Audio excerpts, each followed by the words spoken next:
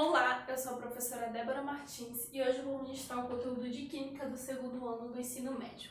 Então, continuando aí com o nosso conteúdo sobre cinética química, abram o livro de vocês na página 12, certo? Vou acompanhar aqui o livro Salomão, né? Abra aí o seu livro na página 12. E Samuel Hanan você vai acompanhando conforme eu for explicando e fazendo a leitura aqui do livro da apostila de vocês, tá bom? Então, primeiramente, aqui, ele fala sobre gráficos e estequiometria no estudo da cinética química.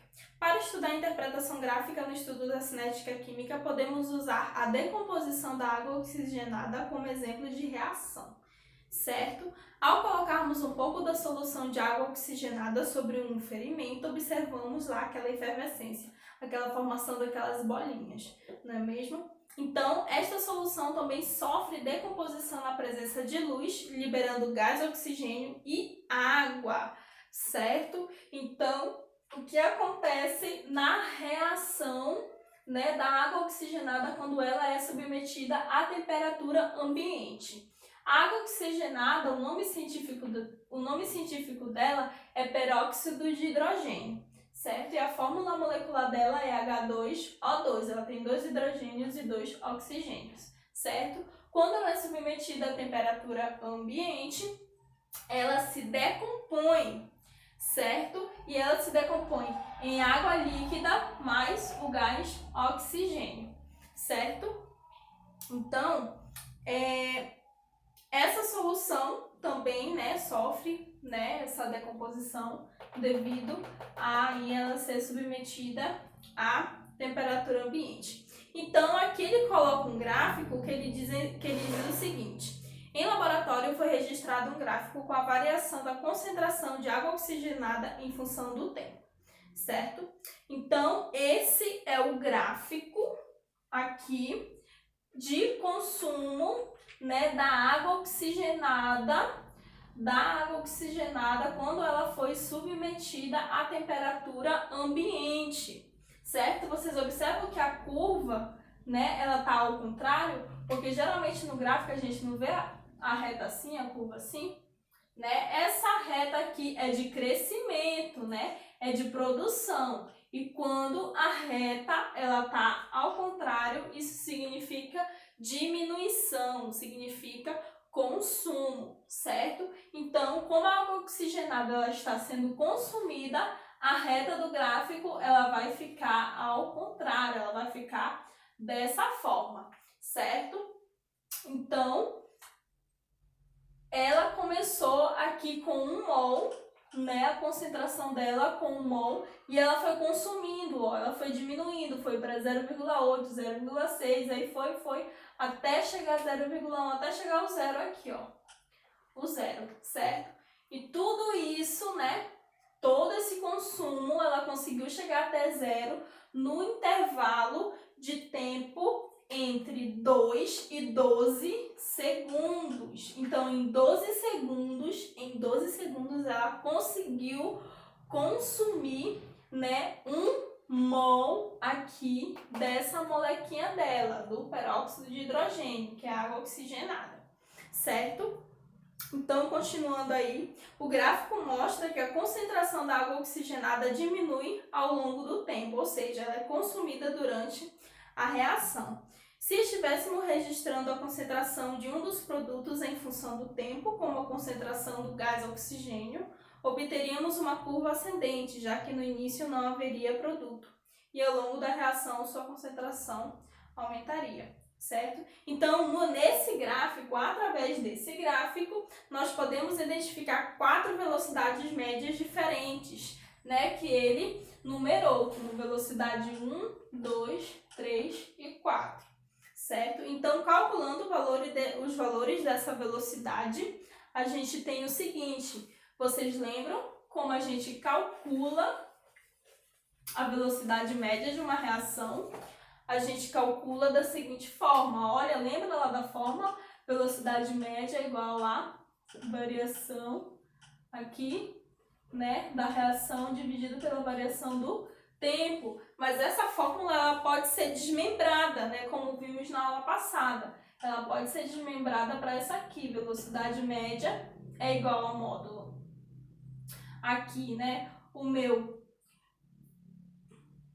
consumo, aqui o meu consumo final menos o meu consumo inicial dividido pelo meu tempo final menos o meu tempo inicial, certo? Essa reação, essa minha reação aqui, esse meu Qzinho, aqui ele tem que estar em módulo, certo?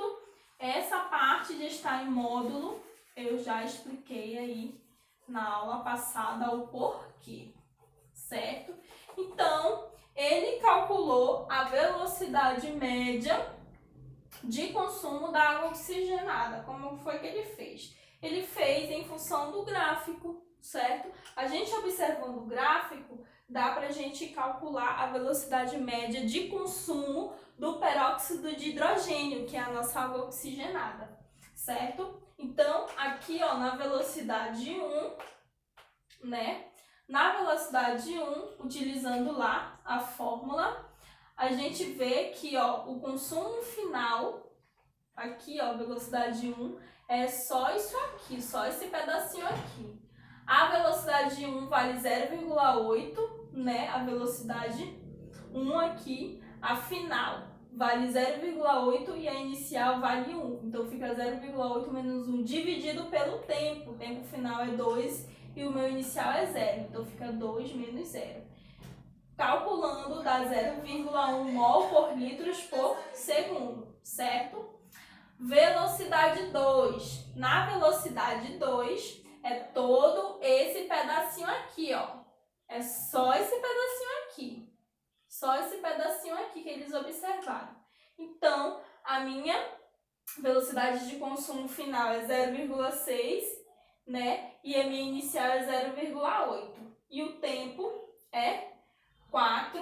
Meu tempo final é 4, meu tempo inicial é 2. Substituindo na fórmula, calcula, dá 0,1 mol por litros por segundo, certo? Na velocidade 3, a mesma coisa, né? E assim sucessivamente. E com isso, ele obteve todas as velocidades médias, né? Aqui de consumo do meu peróxido de hidrogênio, da minha água oxigenada, certo? Então, aqui, ó, mais aqui à frente, na página 13, para você, Salomão, que tem aí, né, a apostila, vai acompanhando. Na página 13, ele fala um pouco sobre a relação entre a velocidade estequiométrica da reação. Então, ele diz o seguinte: o tricloreto de fósforo, que é esse carinha aqui, tricloreto de fósforo, certo? É usado em diversos processos industriais, como em aditivos de gasolina, em plastificantes, que são aditivos que suavizam os materiais, certo?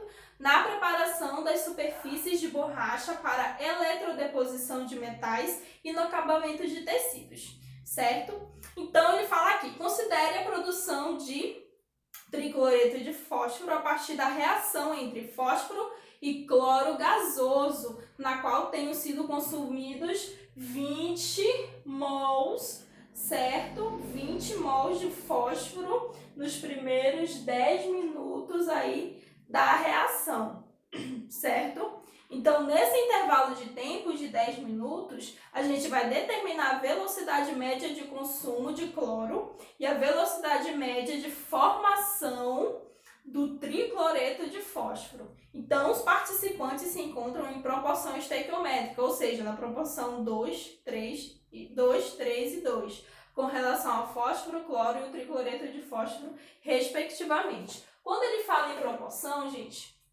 a proporção é justamente os coeficientes estequiométricos da equação química daquela reação, certo? Então, esses coeficientes estequiométricos nada mais é do que o balanceamento da equação. Balanceamento vocês já aprenderam lá no primeiro ano do ensino médio, certo? Então, esses coeficientes aqui são as minhas proporções, certo? Então, a proporção aqui da minha equação, aqui ó, o coeficiente do meu fósforo é 2, o coeficiente do meu gás cloro é 3 e o coeficiente do meu tricloreto de fósforo é 2. Então, a minha proporção é essa, certo?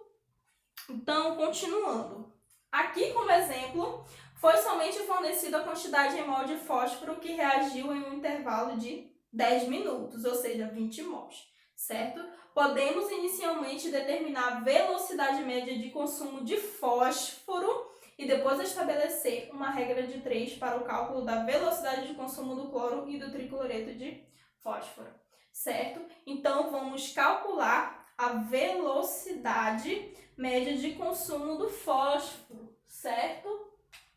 A velocidade média de consumo aqui, ó, do fósforo, ele deu a quantidade em mols, né, que foram consumidos, que foram quantos? Foram 20 mols. Dividido pelo intervalo de tempo, né, que esses 20 mols foram consumidos, que foram quanto? 10 minutos. Vai ficar quanto aqui? 20 dividido por 10 vai ficar 2 mols por minuto, certo? Vai ficar 2 mols por minuto aí, certo? Então, com isso, a gente já vai poder calcular a velocidade de consumo do cloro, certo? Para calcular a velocidade de consumo do cloro, a gente não está trabalhando com o fósforo e com o cloro para saber a velocidade de consumo deles dois. Então, eu vou usar a proporção deles dois, certo?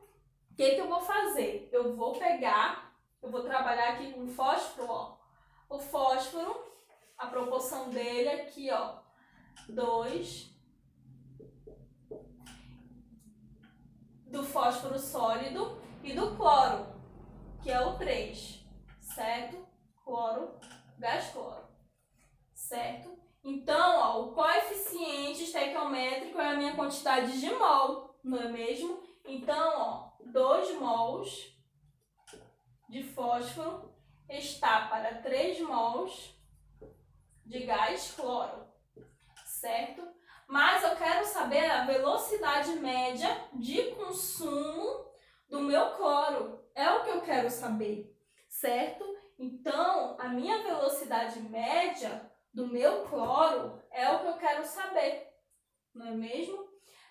E a velocidade média do meu fósforo eu calculei aqui, ó, de acordo com os dados que ele me deu, com o número de mols, o intervalo de tempo de consumo desses 20 mols aqui que o fósforo consumiu. E esse cálculo deu quanto? Deu 2 mols por minuto a menos 1.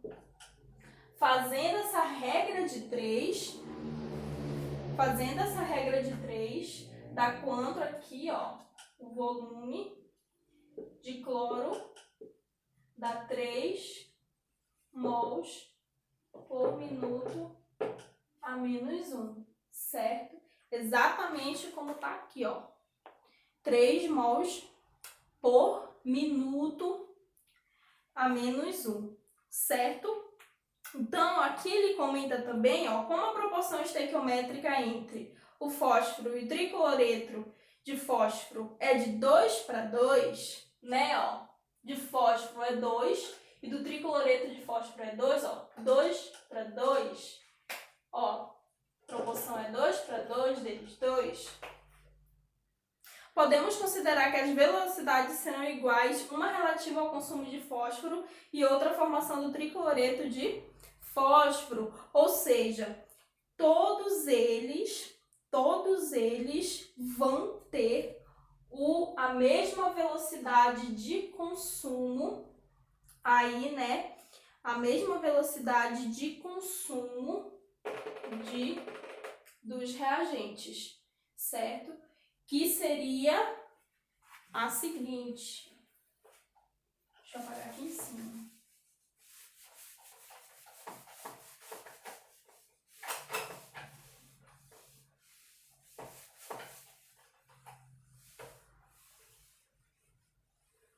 apaguei até o que não devia ter apagado, mas depois eu escrevo novamente, certo? Então, ó, para ele coloca dessa forma aqui, 2 mols de fósforo está para 2 mols de tricloreto de fósforo, certo? 2 mols por minuto menos 1, 2 mols por minuto a menos 1.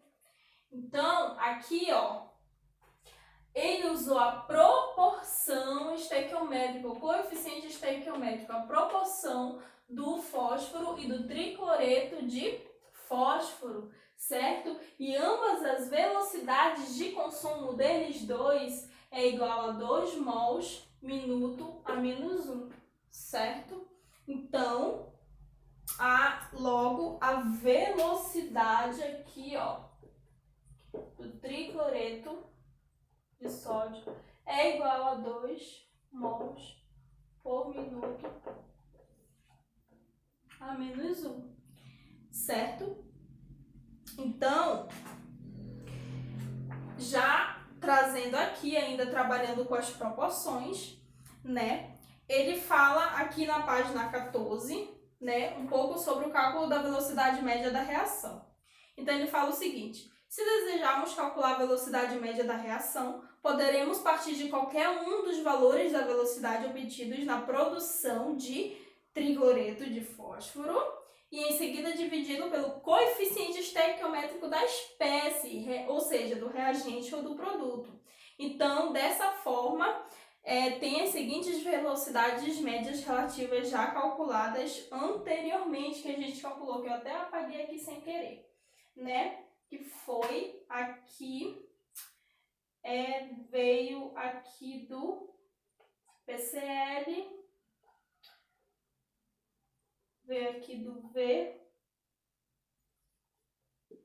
do fósforo, que foi 2 mols por minuto a menos 1, né? O do cloro gasoso, né? Que foi de 3 mols por minuto a menos 1. E aqui do tricloreto de fósforo, que foi 2 mols aqui por minuto a menos 1, certo? Então, ele usou aqui, ó, para calcular a velocidade média da reação, poderia ser conforme, né, essa equação, usando as proporções, os coeficientes estequiométricos da minha reação, da minha equação aqui, ó, da minha reação química, certo? A proporção aqui não é 2 aqui por 3 e por 2, certo?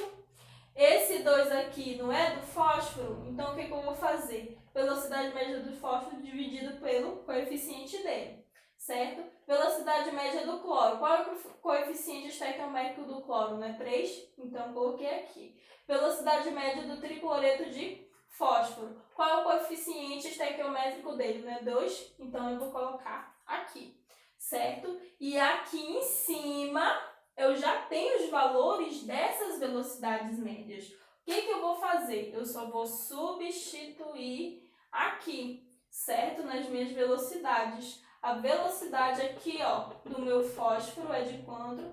É de 2. Então, substituo. 2 dividido por 2. Igual. Do meu gás cloro é quanto? É 3. Então, 3 dividido por 3. E do meu tricloreto de fósforo é quanto? É 2. Então, 2 dividido por 2. Tudo isso, ó, 2 dividido por 2 é 1. 3 dividido por 3 é 1. E 2 dividido por 2 é 1. Tudo isso vai dar 1 mol minuto a menos 1, certo? Então, em toda essa reação aqui, ó, essa reação, ela gastou 1 mol, né, em 1 minuto. Então, em 1 minuto, ela gastou 1 mol. A cada 1 minuto, ela gastou 1 mol, certo? Então, essa foi a nossa aula de hoje, correto? Aqui ainda na página 14 e na página 15, tem esses exercícios resolvidos aqui, certo? Que vocês vão dar uma olhada, vão verificar e vão reescrever esses exercícios resolvidos para poder vocês se apropriarem melhor desse conhecimento aqui que foi mediado para vocês, certo? E além disso, vocês vão fazer a atividade da página 18 e 19. Página 18 e 19, ok? Então, essa foi a nossa aula de hoje e até a próxima.